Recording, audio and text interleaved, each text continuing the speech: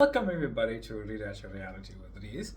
I am your host, and today I was reading the Bhagavad Gita actually because I wanted to expand the law of attraction, law of assumption, law of being, I am awareness teachings into other areas and other aspects that embody this idea that you are reality, that you are awareness, you are God. And I saw a post about the Bhagavad Gita pop up onto my feed, and I read it. And I was like, oh, this is really good. This is really amazing. I'm not unfamiliar with the thing, but I wanted to expand and reframe certain aspects that I saw within it that may help people shift their frame of mind or frame of perception as to what it is they are. Right? So, firstly, the Bhagavad Gita in, I think, book 5, passage 8 to 9, 5 colon 8 dash 9, it says, you are the silent witness. Now, to me, the implication of being a silent witness doesn't really sit too well, because maybe it's lost in translation, because it feels as if you don't have any control over your experience of reality. It says you are not the doer, true, and it says you are not the experiencer, also true. It says you are the silent witness behind these things. Now, silent witness, in context of how it's framed, or how it was framed in the text I was reading, is suggesting that you are separate from what's going on and the you that you embody experiencing what's going on.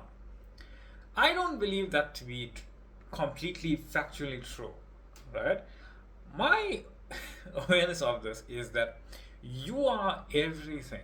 You're not just the silent witness. It's more apt to say you are the silent creator and experiencer of all of your awareness, that is what we refer to as reality. That you are literally everything that you are aware of from a conscious, physically focused viewpoint that you call your physical being. So, as an example, the experience of joy. You as experience itself, that's what you are. You are experience conscious. The experience of joy, when you embody that feeling of joy, everyone and everything, including yourself around you, becomes the idea of what you are already considering inside as joyful. And as your idea of what you consider yourself to be, as in your higher state of being, the self-concept that people refer to, I am human, I am greater, I am worthy, I am God, that beingness elevates. That what you are allowing to be joyful elevates, It's like, oh no, I'm worthy of earning this much, and then I'm worthy of earning all of it, all the way all to that. When you really elevate that beingness, when you really elevate that knowing that I am the experience, the experiencer and the doing, all of it, all combined, whereas I'm anchored in the physically focused version of myself, experiencing it, but I know I am untouched by any experience because I am all experiences. So all I am doing is shifting my focus onto what experience I choose to be, do, and have and embody. I am love, I am healthy, I am wealthy, I am free, I am who I say I am, and I am fulfilled. I am that. I am the experience of that. I am the experience of joy. I am literally the version of myself experiencing joy, and others in my reality, seemingly separate from me, I also manifest from that same self that I am, that is the experience, in a way for my physically focused self to experience the experience that I have chosen to be. What a mouthful that was, right?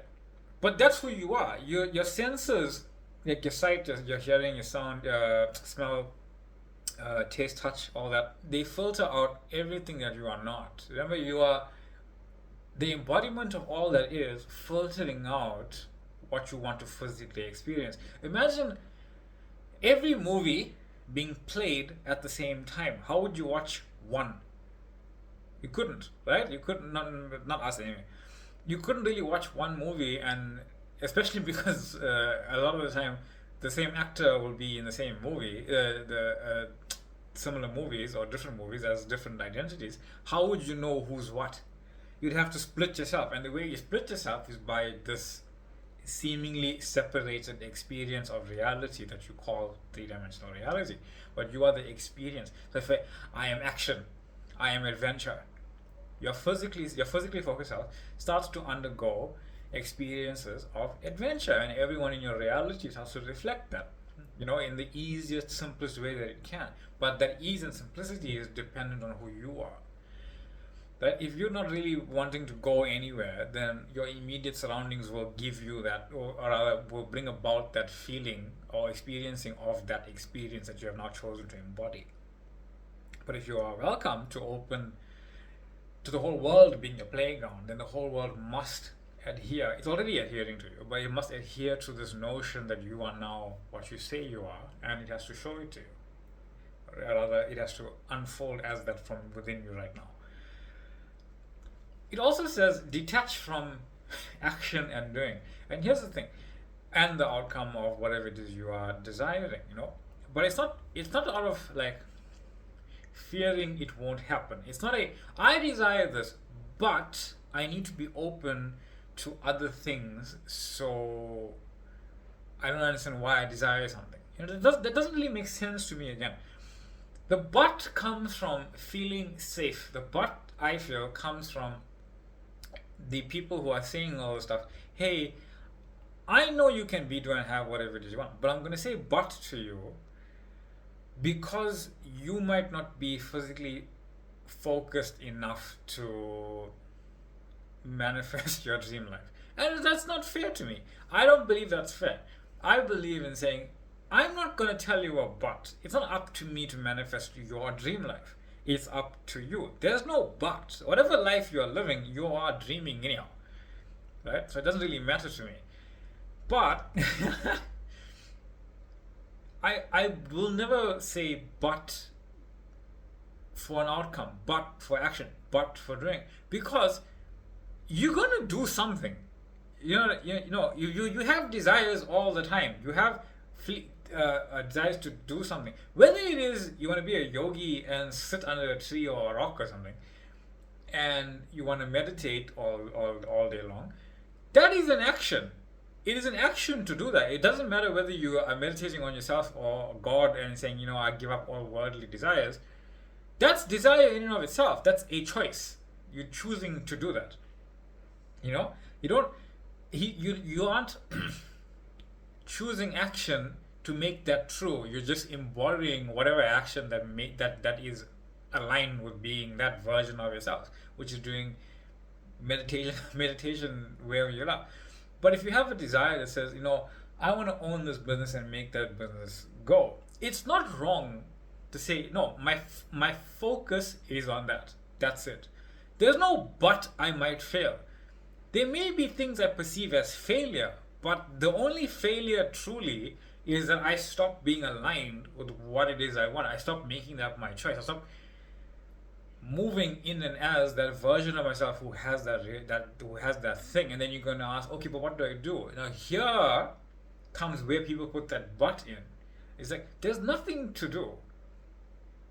Any action you take will automatically be aligned with that now outcome, that now desire. You don't know the way, but you've been down the way already by embodying yourself, standing outside of your building with your name on it. That's the way. You are the way. Yet that vision that is reality with Reese in lights on the building that you own of your office is reality. That's just reality. Rewrite your reality with Reese on a plaque on a building is reality. It's just done. It exists. No matter what that means for you, it just exists. How do I make that happen? I can't make it happen. One, implying making it happen means it hasn't happened yet. It already exists. My awareness of this now means it exists. I accept that it exists. I don't know how to physically get there. I know that. But I know what I'm going to consciously do every day, which is be my best self, which is be my best self. And as it unfolds, that vision gets clearer in my three-dimensional reality. But I'm not waiting for it to appear with my name on the building. I assume whatever's unfolding, it'll become clearer and clearer and clearer. And there's nothing for me to actually do to make it so. You can't clear the rain to see the sun. You just have to keep on going, and it'll do it on its own. That's exactly what life is doing, and you are that life coming alive, right? There's no but failure. Failure is nothing more than you choosing something else, right? The manner in which you have chosen this determines whether you have failed or not. If you choose something else because, you know what, my previous desire felt small and felt limiting, I'm choosing something that now reflects who I say I am, unlimited and of a magnitude that's not comprehensible. I am who I say I am. I am that enormity. And it feels good. It feels good to just let loose and imagine and let yourself see all these things that you were not previously aware of. But you have to admit to yourself that, hey, these were always right here. You were always that identity. So, when a desire is called, it is you literally as that thing. And in any way, shape, and form of what you are considering what that meant, yes, you are the experience of that desire. I don't care where it is. If you're walking on the sand in some paradise beach somewhere with the person that you just have infinite love with, holding their hand and walking on the beach, feeling the sand between your toes and the water coming up to your calf, and you're laughing and the sun is on your back. That's real. That is a real thing. You can't make it happen. It's already happened, right?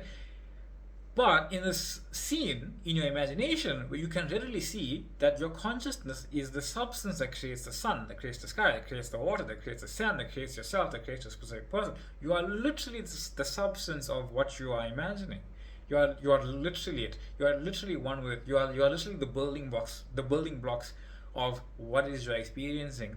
Not just the physical box that you are the blocks that you are seeing, but the actual invisible blocks of feeling that you are feeling. You are all of it, right? You play all the parts, all the feelings, all the people, from every grain of sand to every wind, every bit of wind blowing on your face.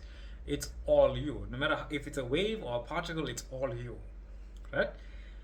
There's no separation between what you are and what you are desiring, right? But this idea of detachment comes from not detaching when, where, how, and why. That's what I mean. And it gets a bit confusing. You say, but I want to know when and how. You already know when. You came here knowing that for the eternity of your life, you came here knowing that from every single point of your life you could get and have gone every single place that you could have ever and will ever imagine. No matter where you are, you came here knowing that. Right? So keep going. Choose who you are, that immense enormity of all of reality, the creator. Consciously know, hey, this is what I now prefer. This version of reality. These people, this idea, this place, this beingness. This is what I prefer. Imagine it and then just go. You know you don't know what to do. Just assume whatever it is you are doing is on that path. And if you don't like what you're doing, don't do it. That's simple, actually. So trust the unfolding is actually perfect. Trust that the unfolding is perfect, and the Gita suggests that, surrender to God. Now, I want to really move this idea. Sometimes when we read religious texts, we get into this notion that there is an outside God that I am praying to that's bringing me stuff. And sometimes praying to that outside God helps, but what actually helps? You're surrendering completely in whatever form allowed the experience to find you, because you weren't fixated on it happening, right? That doesn't mean don't imagine it joyfully and how you would like it to be. It means don't fixate on this thing fulfilling you as if you are empty, because now you are being the person who is empty. When you are being the person who is full, And from your fulfillment, you are choosing what you want to experience.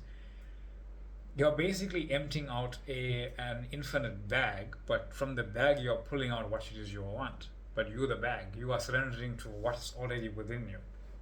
You are the God, as opposed to believing the bag to be empty. Now, when you're trying to empty it out, there's nothing coming out because you are the bag. So you are emptying out emptiness, right? So believe you're full and empty out from your fullness what you want. That's what I mean. So, just a rundown of that. The Bhagavad Gita text, again, 5:8-9, self as the witness. You can probably Google that and find the breakdown of whatever it was I was saying. If you like that kind of thing, let me know. I might do another one or another two about this. Variations of the texts that I do come across. That being said, thank you all for being here. I am your host, Reese. This is Rewrite Your Reality. Thank you for the love. Thank you for the following, new people and new people who have joined the Facebook group and following on TikTok as well. There is a TikTok page and Instagram. Some new likes there on the stuff that I post, and some people catching up with the shorts as well. I love it. Infinite love, infinite gratitude for all the posts and the comments and the liking and the joy, truly. And I'll see you all in the next one.